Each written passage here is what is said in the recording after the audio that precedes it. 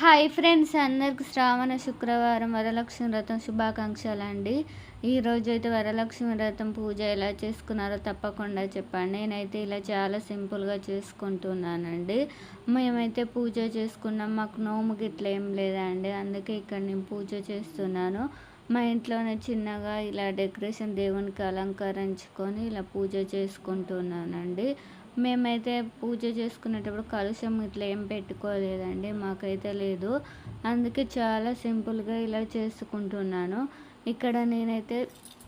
ఇక్కడ చాలా పూలు పెట్టుకొని చాలా పూలు తీసుకొచ్చుకొని ఇలా పూజ చేసుకుంటున్నాను. ఇక్కడైతే మామిడాకులతోటి ఇక్కడ నేనైతే ఏకదీపంతో దీపం అయితే వెలిగిస్తున్నానండి. ఇక్కడ పండ్లు నేనైతే ప్రసాదాలు 5 రకాలు చేశానండి.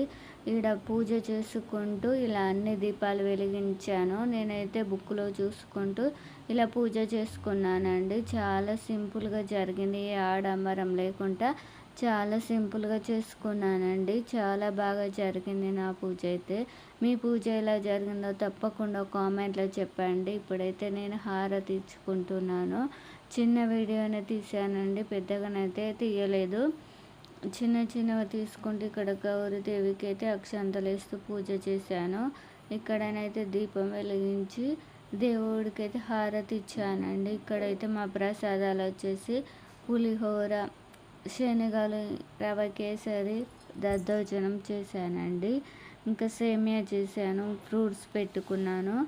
చాలా బాగా జరిగింది మా పూజ వచ్చేసి అయితే. నేనైతే ఇక్కడనైతే బుక్లో చూసుకుంటూ ఇలా పూజ చేసుకున్నాను దేవుడికి.